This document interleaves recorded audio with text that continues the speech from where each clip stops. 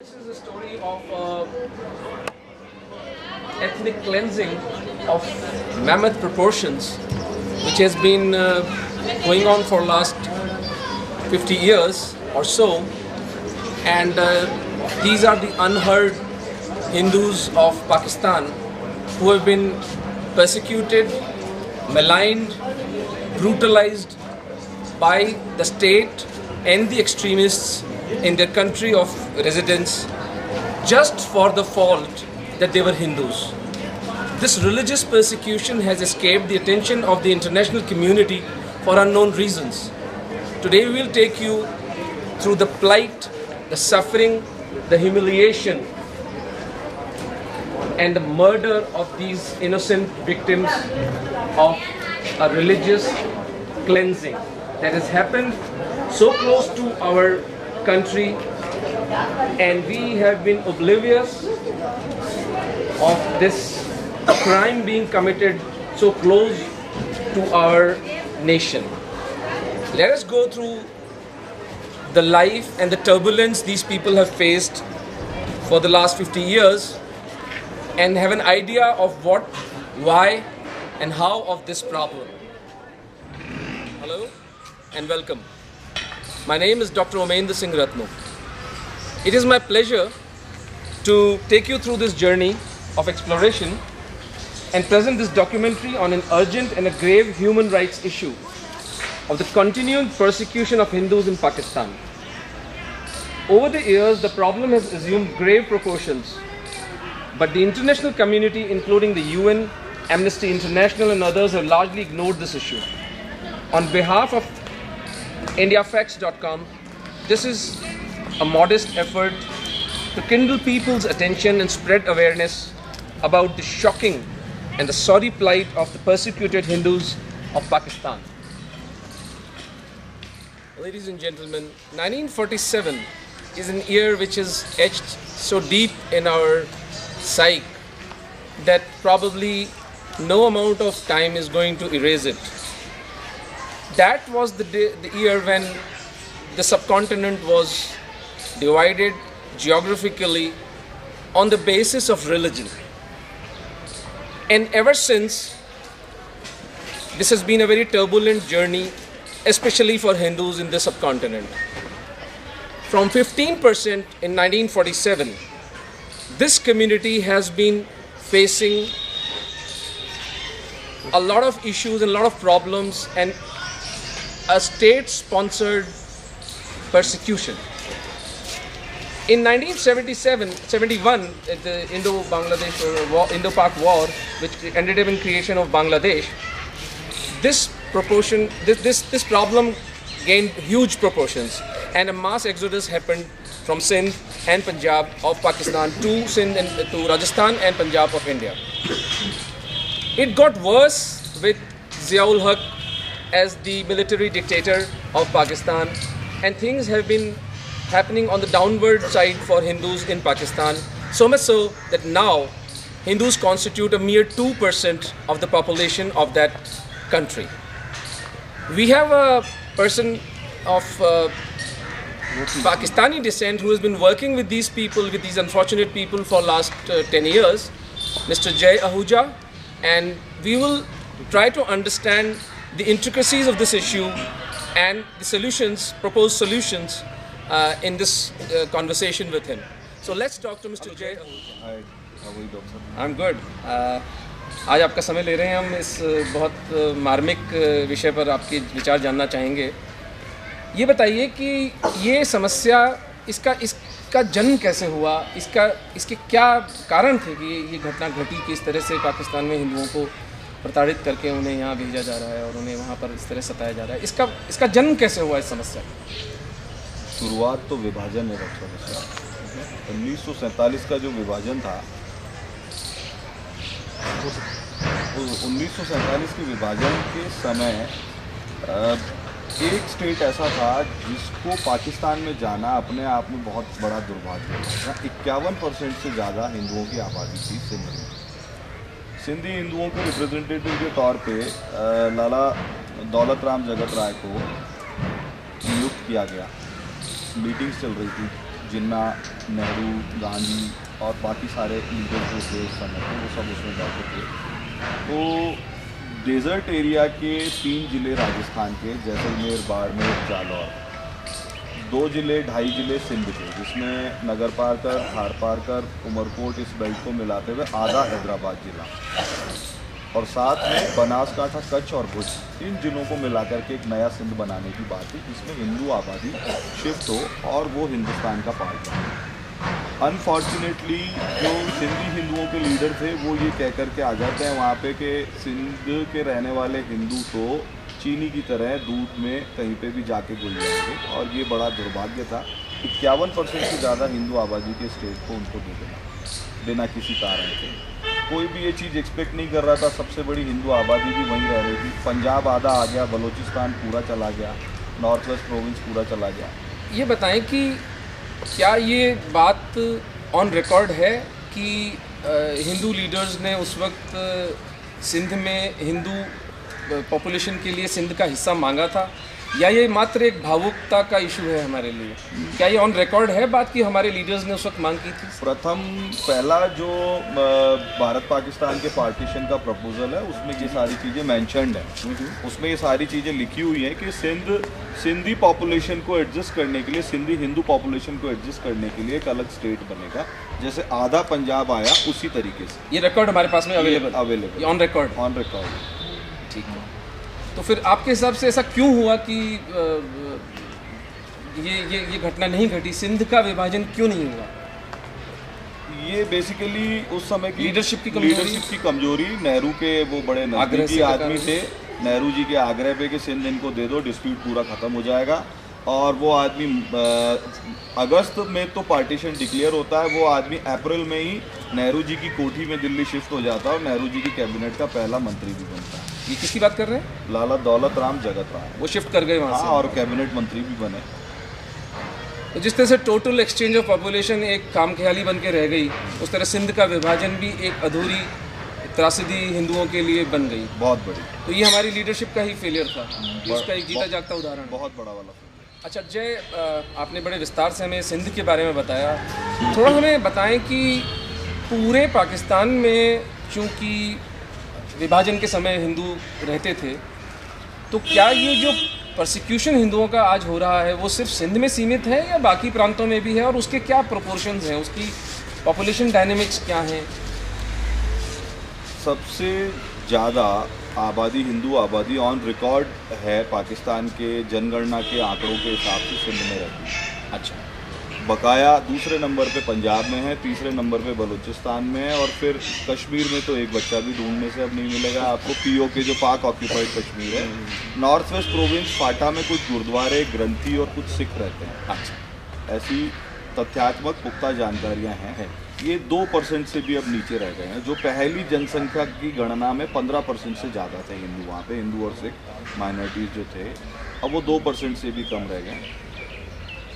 बड़ा सीधी सी बात, आप एक चीज़ समझिए, हमारे देश में, हिंदुस्तान में माइनॉरिटी को सुरक्षित रखने के लिए माइनॉरिटी कमीशन है, हमारे यहाँ मानवाधिकार आयोग, ह्यूमन राइट कमीशन है, हमारे यहाँ पे वक्फ बोर्ड है, हमारे यहाँ हज कमेटी है, हमारे यहाँ क्या नहीं है।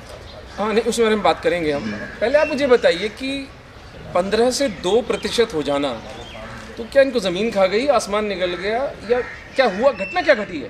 हुआ क्या है? तीन ही चीज़ें होती हैं वहाँ पे माइनॉरिटीज़ के साथ में। या तो मार दिया जाता है, या कन्वर्ट कर दिया जाता है फोर्सफुली, और तीसरा वो उनको अगर मौका लगता है तो वो छोड़ के भाग जाते हैं। उनको किसी भी तरीके से एग्जिट करने का मौका मिलता है तो वो एग्जिट करना उनके लिए फर्स्ट प्रेफरेंस होती है।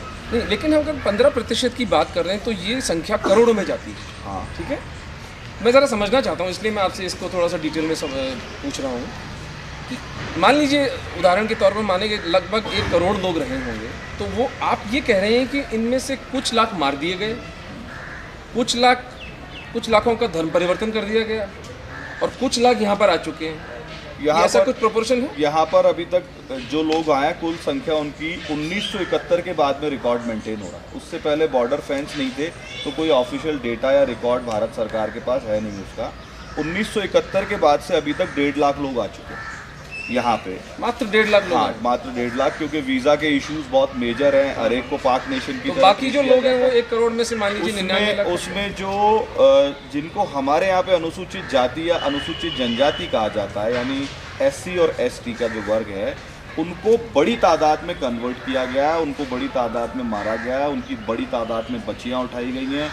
तो इसका कोई सरकार की तरफ से कहीं कोई रिकॉर्ड नहीं है। ये 15% ये ऑफिशियल रिकॉर्ड है और आज 2% ये भी ऑफिशियल है, लेकिन ये पता नहीं है कि 13% कहाँ गए। ये हम सोच रहे हैं और हमारा सोचना और हमारी सूचना के आधार पर है। किसी भी व्यवस्था में मीडिया को चौथा स्तंभ कहा जाता है, बिल्कुल व्यवस्था का, डेमोक्रेटिक सिस्टम में।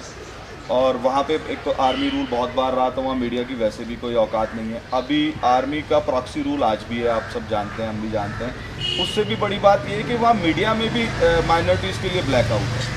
कितने भी मार दिए जाए, कितने भी कन्वर्ट कर दिए जाए, कुछ भी कर दिया जाए, उनके बारे में ना वहाँ छपता है ना दिखाया जाता है। मीडिया का सो मोटो ब्लैकआउट है वहाँ पे माइनॉरिटीज़ के लिए।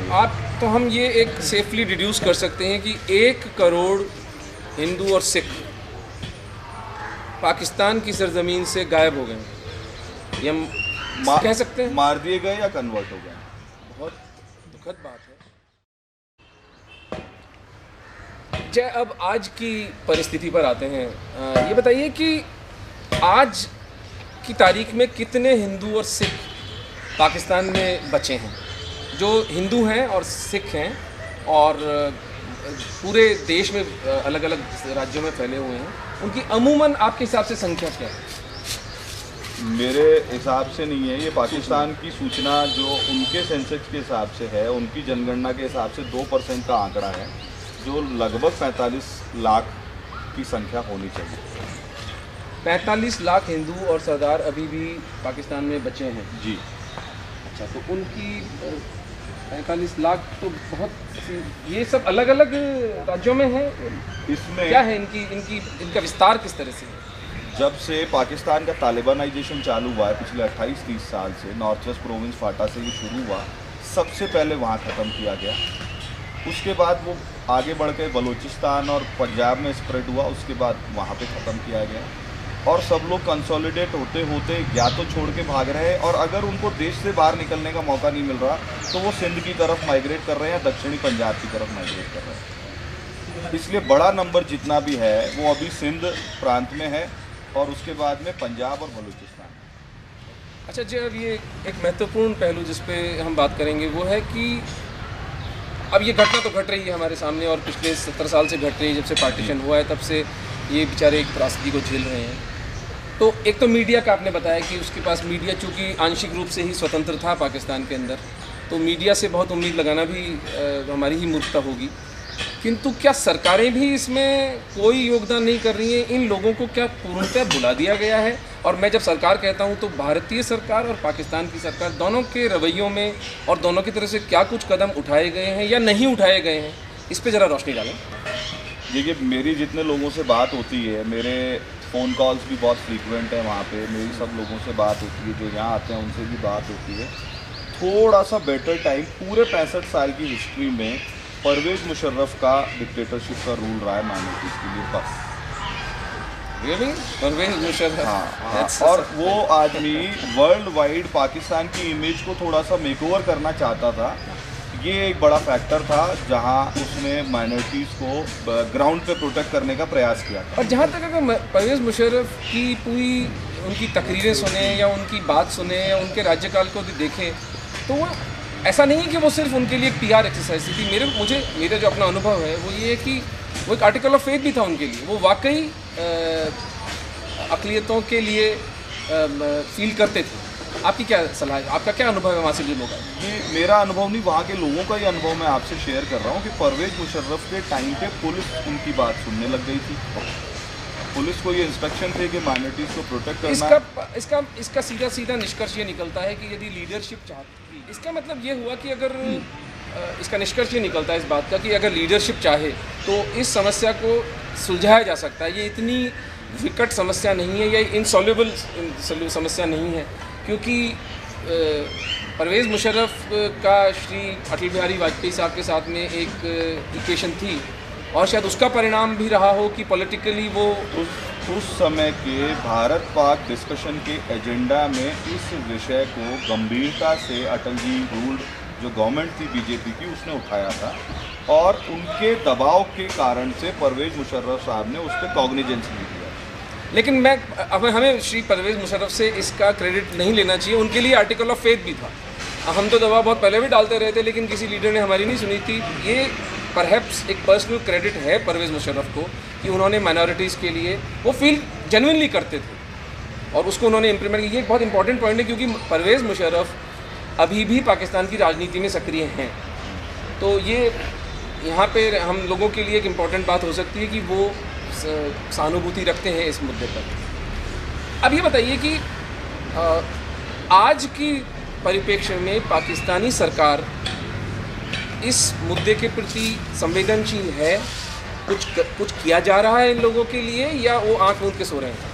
1% भी संवेदना नहीं है। इसके लिए मैं निश्चित रूप से आपको कह सकता हूँ कुछ डमी लीडर्स हैं हिंदू जिनको पॉलिटिकल नॉमिनेशन दिए जाते हैं, जैसे हमारे यहाँ राज्यसभा के सदस्य मनोनीत होते हैं उसी तरीके से अर्लियर पहले वहाँ पे माइनॉरिटीज़ के लिए रिजर्व सीट्स हुआ करती थी, जैसे हमारे यहाँ पर सीट्स हुआ करती हैं एससी और एसटी के लिए रिजर्व। अच्छा।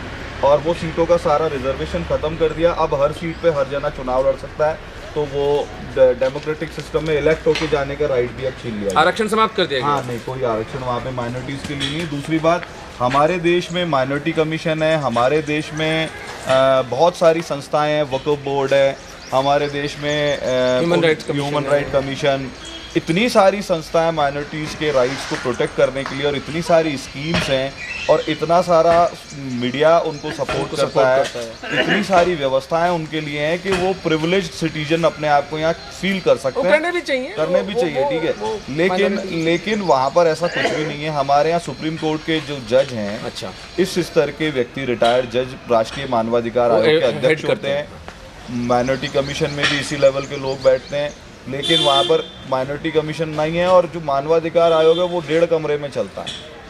डिस्ट्रिक्ट जज के लेवल के आदमी को भी वो कभी भी उसका प्रेसिडेंट बना चेयरपर्सन बना देते हैं। कुछ संस्थागत इश्यूज हैं क्योंकि वो संस्थाएं वहाँ पर बनी नहीं है और बनेंगी भी नहीं। उस व्यवस्था में बनने की कोई संभावना भी नहीं, क्योंकि जो बनाएगा वो कल्प्रिट हो जाएगा, वहाँ की व्यवस्था में वो विलेन हो जाएगा, उसको वहाँ की जनता उखाड़ के फेंक देगी। ठीक बात है। तो वो जनमानस का भी चूंकि कोई इसमें इसके प्रति समर्पण नहीं है, तो इसलिए कुछ होने वाला भी नहीं। बिल्कुल भी नहीं। भारतीय सरकार की तरफ से इस विषय पर कितनी संवेदनशीलता है, कितनी जागरूकता है?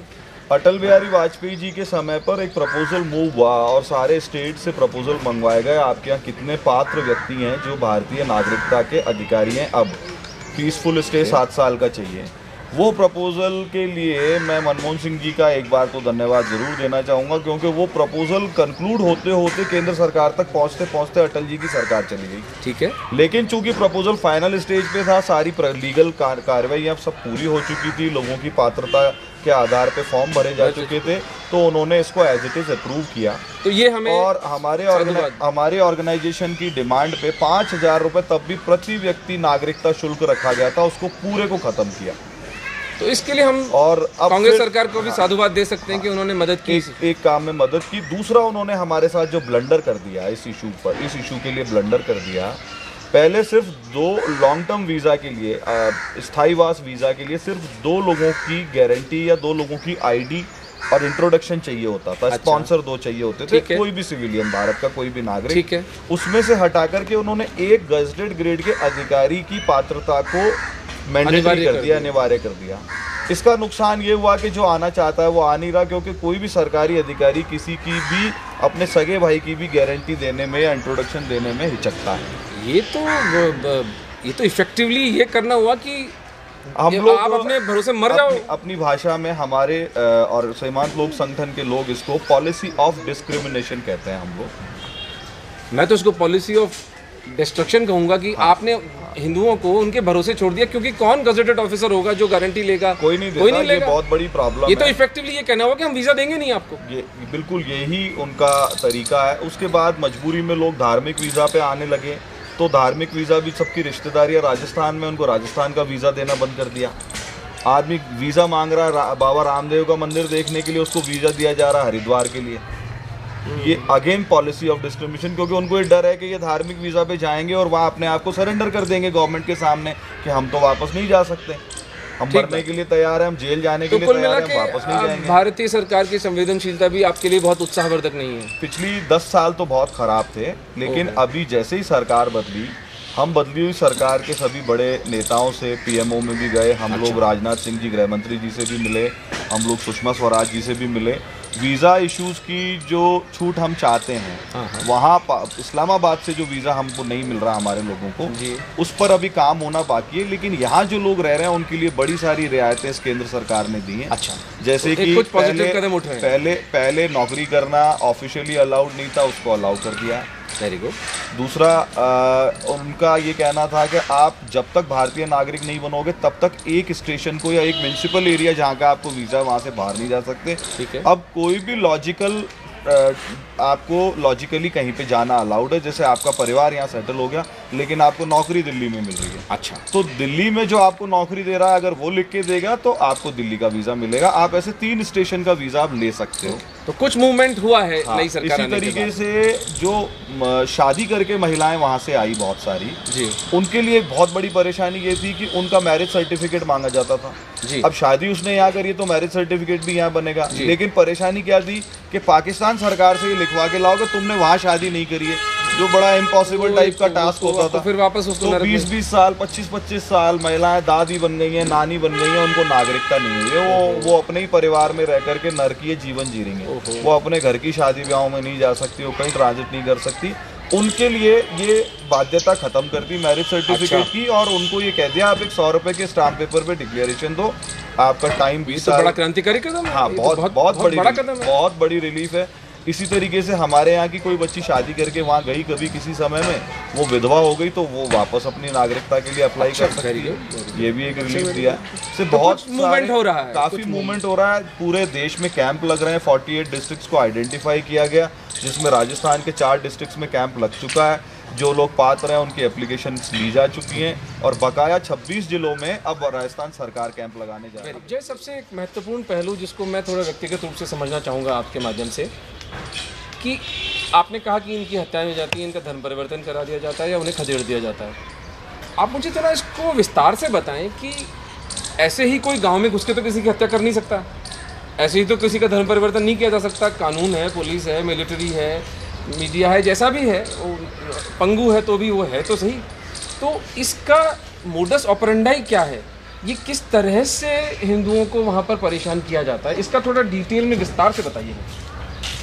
डॉक्टर, 1281 सिर्फ पिछले साल FIR दर्ज हुई हैं फोर्सफुली लड़कियों को उठा के ले जाने की और कन्वर्जन, हिंदू लड़कियों को फोर्सफुली उठाने की, कन्वर्ट करने की 1281 FIR दर्ज हुई हैं। एक मियाँ मिट्टू करके वहाँ पे सो कॉल्ड डिक्लेयर्ड संत है जो इस पूरे नेक्सस को, पूरी गवर्नमेंट को चैलेंज करके चलाता है। खुलेआम सरेआम रिटन स्टेटमेंट्स है, बिल्कुल सरेआम है, अखबार में रिटन स्टेटमेंट्स है। और सबसे बड़ी बात फिर आ जाती है जुडिशियली ब्लैकआउट की। जब कोई आदमी कोर्ट में जाता है, पुलिस में जाता है, तो उसको कोई रिलीफ नहीं है। इसका एक बड़ा ज़बरदस्त मॉडल केस है रिंकल कुमारी का। रिंकल कुमारी के केस में ये डॉक्यूमेंटेड फैक्ट है कि सुप्रीम कोर्ट तक ये मामला चला जाता है। हाँ, रिंकल कुमारी का केस मशहूर हुआ था, फेमस था वो। सुप्रीम कोर्ट तक मामला चला जाता है। अब लड़की को उठाने से लेके और सुप्रीम कोर्ट जाने तक का जो 2.5 महीने का समय है, उसमें 1 सेकंड के लिए भी लड़की को माता पिता से बात नहीं करने दी गई। ओहो, क्या उम्र थी रिंकल की? शी वॉज 17.5 ईयर ओल्ड, 17.5 साल। अब आप दूसरी इसमें जोरदार बात सुनिए। रिंकल कुमारी सुप्रीम कोर्ट के जज के सामने कोर्ट में सरेआम ये कह रही है कि जज साहब, या तो मुझे काट के यहीं दफना दिया जाए या मुझे मेरे माँ बाप के साथ भेजा जाए। ये ऑफिशियली रिकॉर्डेड है, ऑफिशियली ये सारे मीडिया ने देखा, पाकिस्तान के लोगों ने देखा, लेकिन सुप्रीम कोर्ट के जज का वर्डिक्ट ये आता है कि चूंकि रिंकल कुमारी ने एफिडेविट साइन करके दिया है और उस एफिडेविट में डिक्लेयर किया है कि वो अपनी मर्जी से मुसलमान बनी है और वो अपनी मर्जी से ही शादी करके अपने पति के साथ रह रही है, इसलिए इसको इसके पति के साथ भेजा जाता है। तो जब आप गन पॉइंट पे हो, आप हॉस्टेज हो उनके, तो साइन तो किसी भी चीज़ पे करवा लिया जाएगा।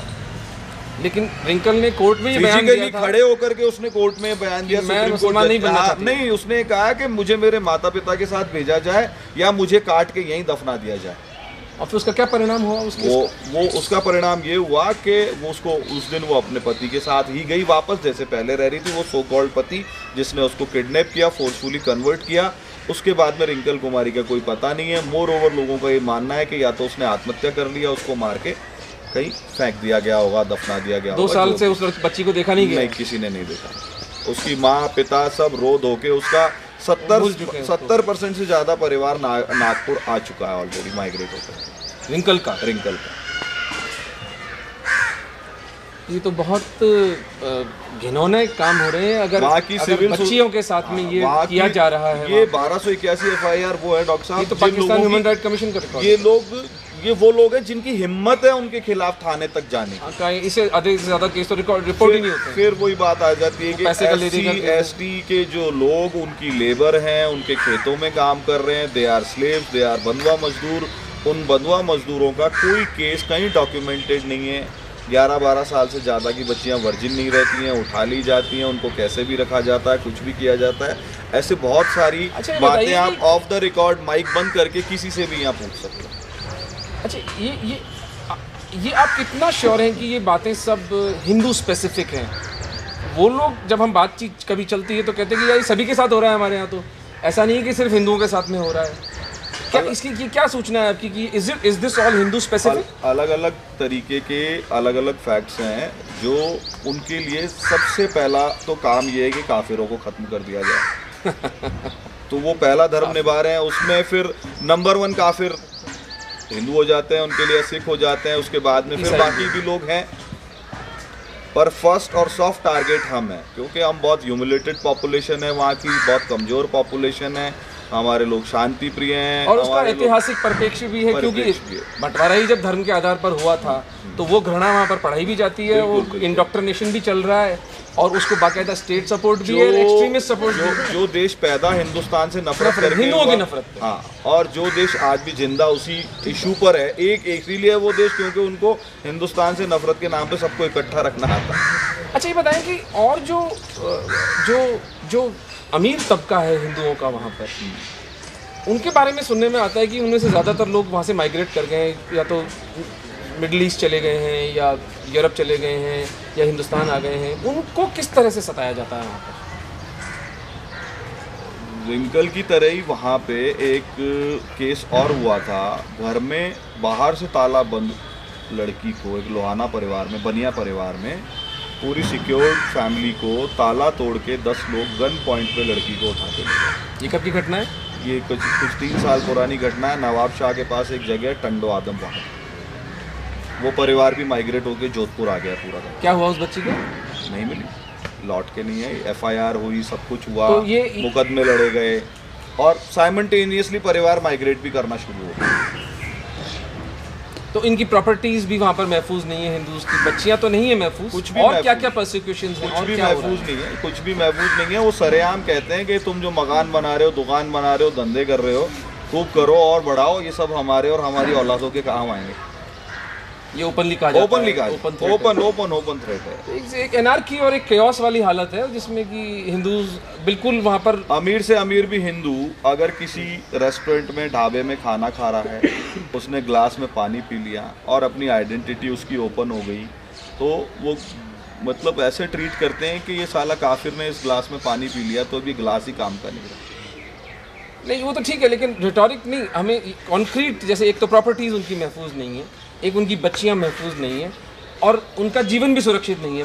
उनके मर्डर्स का क्या माहौल है, किस तरह से मारा जाता है? सिंध में तो कानून कोई है कि नहीं? पुलिस भी खड़ी है। सिंध में स्पेशली 3 पार्टियां चुनाव लड़ती हैं, उसमें से स्पेशली पीर पगारों के जो लोग हैं, एक पार्टी है वहाँ पीर पगारों, उसके जो लोग हैं, मोर ओवर उनको क्राइम डोमिनेटिंग, क्राइम सपोर्टेड माना जाता है। तो उनके लिए तो ये फेमस है कि हिंदू व्यापारियों को किडनैप करके उनकी रैंसम से ही इलेक्शन लड़ते हैं कैंडिडेट। इलेक्शन जब स्टेट इलेक्शन होता है वहाँ पे, तो उन लोगों को किडनैप करते हैं, किडनैप करने के बाद में उनसे बड़ी मोटी रैंसम वसूल करते हैं और वो कैंडिडेट को अपने चुनाव का खर्चा निकालने का और कोई तरीका नहीं है उसके पास में। ये फेमस और आसान तरीका है।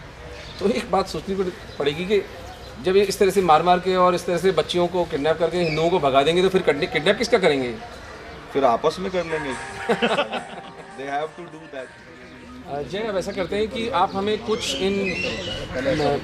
इन लोगों से हमें मिलवाएं कि इनकी व्यक्तिगत व्यथाएं, हम इनकी व्यक्तिगत स्टोरीज जो हैं उसको हम लोगों तक पहुंचा सकें। Please help me interview these people. आपका क्या नाम है सर? मुकेश कुमार। कहाँ से आए सर? रहीम यार खान। रहीम यार खान कहाँ पर है सर? ये रहीम यार खान पंजाब का आखिरी जिला है, सिंध के साथ लगता है। अच्छा, दक्षिणी पंजाब पाकिस्तान का दक्षिणी पंजाब है, सिंध के साथ वॉल शेयर करने वाला जिला है ये। आपको कितना समय हो गया मुकेश जी आए हुए? मेरे को अभी 5 महीने हुए। 5 महीने पहले आए आप? तो क्यों आए हैं आप वहाँ से? आप हमें बताएं कि आपको अपना घर, अपना वतन छोड़ के क्यों दूसरे देश में आना पड़ा? जैसे इसलिए कि मेरे नौजवान बच्चा है, अच्छा, उसकी वजह से भी है। उसकी अभी तक मेरे अपने रिश्तेदारों को भी मैंने नहीं बताया। एक मेरा भतीजा है, वो भी गायब हो गया है। अभी इसको थोड़ा एक मिनट, गायब हो गया मतलब? गायब के घर से ले गए मुसलमान, दोस्ती के हिसाब से। अभी तक उसको लापता कर दिया है। कितने समय पहले की बात है? ये 5 साल हो गए इसको। उधर पाकिस्तान। आपका भतीजा? मेरा सक्का भतीजा, बड़े भाई का बेटा। क्या नाम था उसका? उसका वास्कर। हालांकि मैं खुद पाकिस्तान तहरीक इंसाफ के इमरान खान की पार्टी का ज़िले सदर भी रहा सुकून मिनट्रीज का। आप खुद? मैंने उधर जिम्मेदारों के साथ, वडेरों के साथ कॉन्फ्रेंट भी किया। वडेरे कौन होते? वडेरे क्या होते? वडेरे ये जो जिम्मेदार बड़े बिग लैंडलॉर्ड जिनके पास बहुत बड़ी MNA के साथ, उधर के MNA साथ, उनके साथ भी मैं श्योर किया कि मेरा भतीजा गया हुआ है। उन्होंने बिल्कुल बुलाकर हर चीज़ किया, मगर क्या है कि उनके खिलाफ हमने कोई FIR गई कटवा नहीं सके, क्योंकि उनके हाथ इतने बड़े होते हैं कि नहीं, आप FIR कराने गए तो पुलिस ने दर्ज नहीं की? आप गए ही नहीं? गया नहीं कि उन्हें MNA means member of national assembly, सांसद वहाँ जैसे हमारा MP होता है, जैसे हमारे यहाँ मेंबर ऑफ पार्लियामेंट होता है, ये वहाँ के सांसद से मिले, उसको इन्होंने रिक्वेस्ट किया। हमारे क्या नाम था उनका सांसद का? वो MNA जावेद वड़ैच। जावेद वड़ैच, हाँ, अब वो पीपल्स पार्टी के थे। अच्छा, इनके साथ क्या प्रॉब्लम हुई, ये अपने MNA के पास में गए, उसने इनको कोई रिलीफ नहीं दिया। साथ में इनकी कहीं FIR दर्ज नहीं हुई। दर्ज हुई नहीं या ये गए ही नहीं? गया इसलिए कि MNA कहा भी मेरे डेरे पे आ जाओ, मैं आपको इसका बच्चे का ढूंढते हैं, इसके पास है तो आपको लेके देते हैं, वरना और बात करते। जब हम उधर गए, हमने 200-300 हिंदुओं को इकट्ठा किया, मैं खुद उसमें था। जब उधर बच्चा, हालांकि मेरा भतीजा गवाह था कि ये मेरे घर से ये ले के गया है। अब उधर क्या गवाही दे दी कि ये छोटे बच्चे की गवाही नहीं मिलेगी, और अब बड़ा कोई गवाही दे तो फिर ये चोर मानते हैं। अब उसके खिलाफ क्या है कि बड़ा क्या, छोटा क्या, बड़ा भी गवाही नहीं देने को तैयार था। जैसे अभी कोई आदमी डर पड़ता है ना, इसलिए वो गवाही किसी ने नहीं दी, मेरा भतीजा ऐसे चला गया। उसके बाद हमने उसके पीछे लाहौर तक गए, उनको डराया धमकाया, मगर नहीं। क्या कि पुलिस में इसलिए क्यों नहीं गए कि वो जावेद वड़ैच का जो हाथ था, क्योंकि उसका फैसला किया हुआ था कि ये बच्चा इसके पास नहीं है। तो क्या हो जाता अगर आप पुलिस के पास जाते तो? पुलिस जाते, वो जावेद वड़ैच छुड़ा लेता, फिर वो हमें आपको तंग करते। हाँ, इसकी वजह से फिर ये तो बिल्कुल एक खुला नंगा नाच हो रहा है। बाकी हमारे पावर का पीर वडेरा, ये नेक्सस वहाँ पे काम करता है। मीर यानी पुराने जमाने के छोटे राजा या राजा means Mir.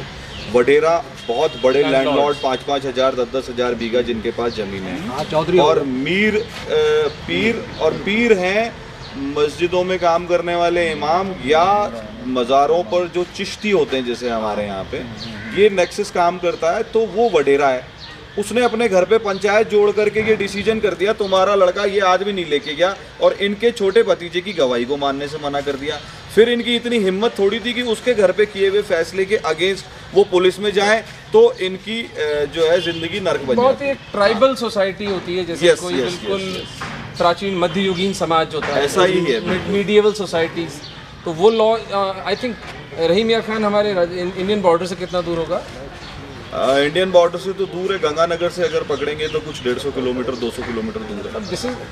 This is happening in a state which is so close to our Indian union, and we are turning a blind eye. This is very sad, and this is मतलब आपके घर से दादागिरी से उसे उठा लिया गया उस बच्चे को? चला के घर पे कोई नहीं था, बच्चा अकेला था, उसको बोला आ खेलने चलते हैं।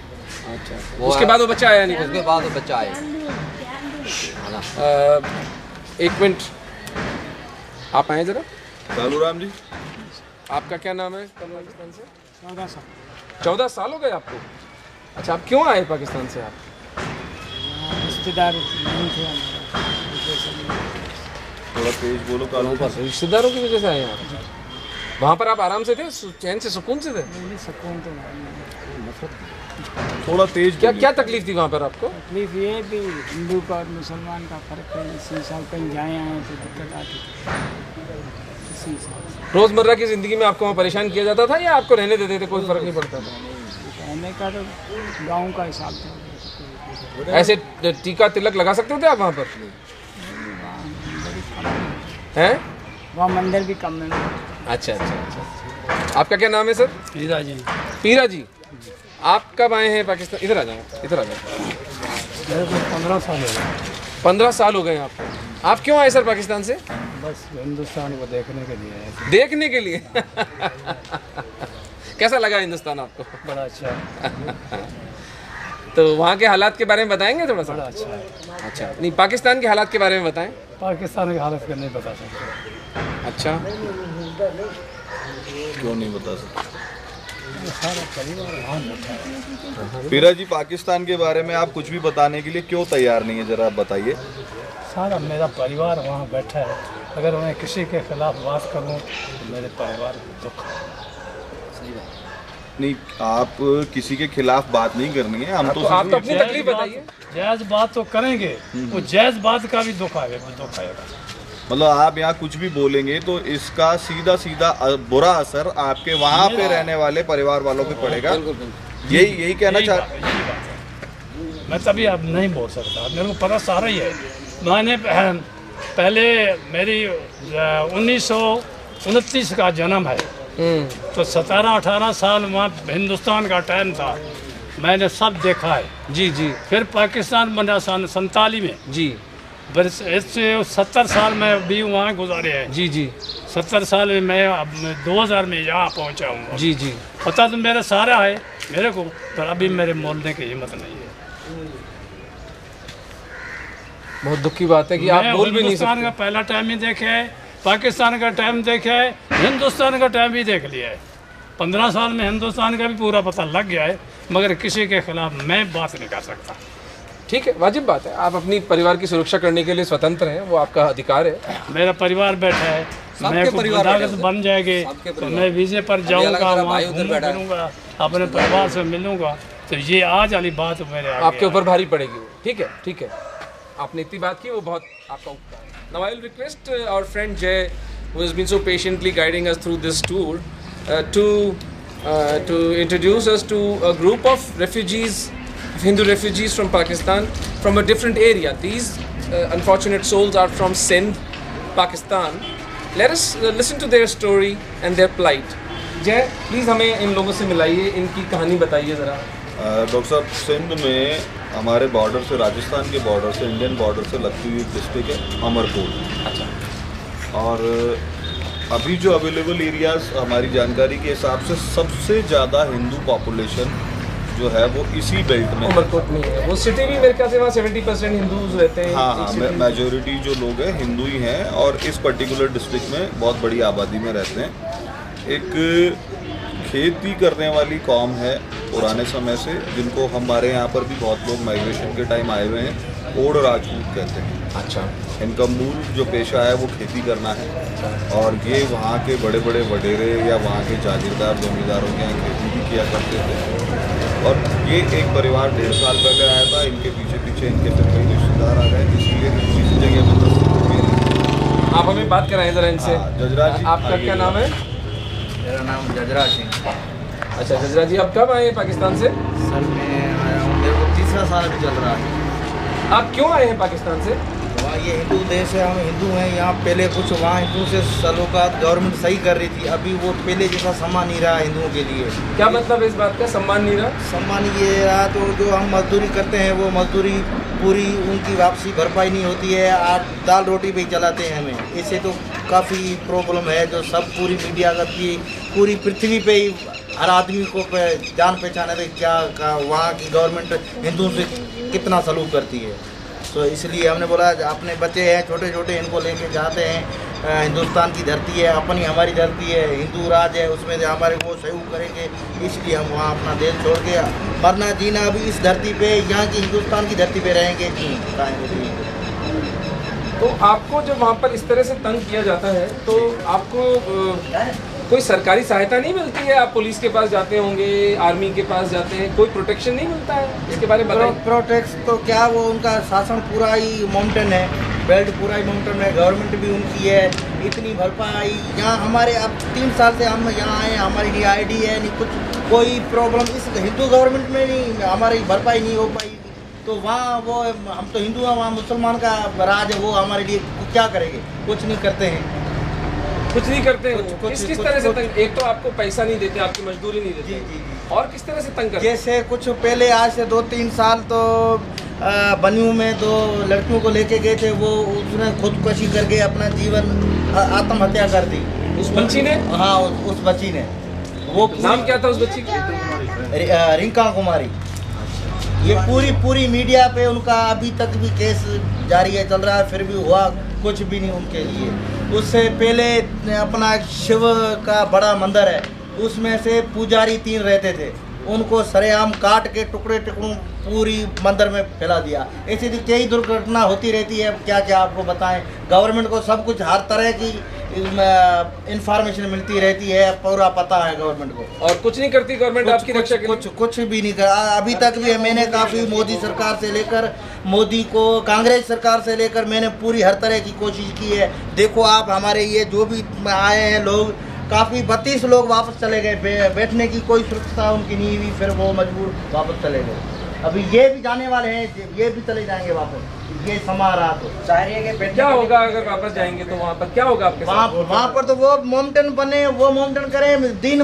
हम तो अपना धर्म बचाने के लिए यहाँ आए थे, फिर यहाँ से कोई सपोर्ट हमारे को बैठने की, कमाएंगे खाएंगे खुद, ऐसी बात नहीं है। तो गवर्नमेंट से लेके गवर्नमेंट हमें बैठा के खिलाए, लेकिन हमारे को पाँव रखने के लिए जगह तो गवर्नमेंट को देनी चाहिए ना। हमारा भी हिंदू धरती पे इतना तो हमारा विश्वास लेके हम आए हैं, तो हमारे को पहली रिक्वेस्ट यही है, तो हमें बैठने के लिए कहाँ भी छोड़े, बैठने के लिए। आप पैसा नहीं मांग रहे सरकार से, आप सिर्फ नागरिकता का अधिकार मांग रहे हैं। नागरिकता का, और कोई काम कार के लिए SI को वर्किंग परमिट, हाँ, वर्क परमिट मिल जाए, उस आधार पे हम काम करें, वरना आप वापस भी जा सकते हैं। बिल्कुल। फिर तो दुखी होकर वापस जाएंगे, यहाँ कोई काम कार की सुविधा नहीं होगी, बैठने का कोई इंतजाम नहीं बनेगा। और अगर आप वहाँ जाते हैं तो फिर आप वहाँ पर धर्म परिवर्तन करना पड़ेगा। वो तो बिल्कुल 100%। तो ऐसे तो काफ़ी लोग होते रहते हैं, दिन भर दिन वो दिन खाली नहीं गया।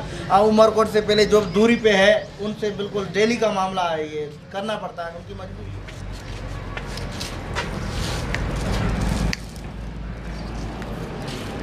This is a place of residence of about 80 Hindu refugees from Sindh, Pakistan, who are living in this plot of about 150 square meters. For 80 souls, there is one toilet here, and the abject poverty that they live in and the unhygienic conditions they are subjected to live in because of their religion. They were kicked out of their homes and by the religion of peace because they happen to follow another version of God.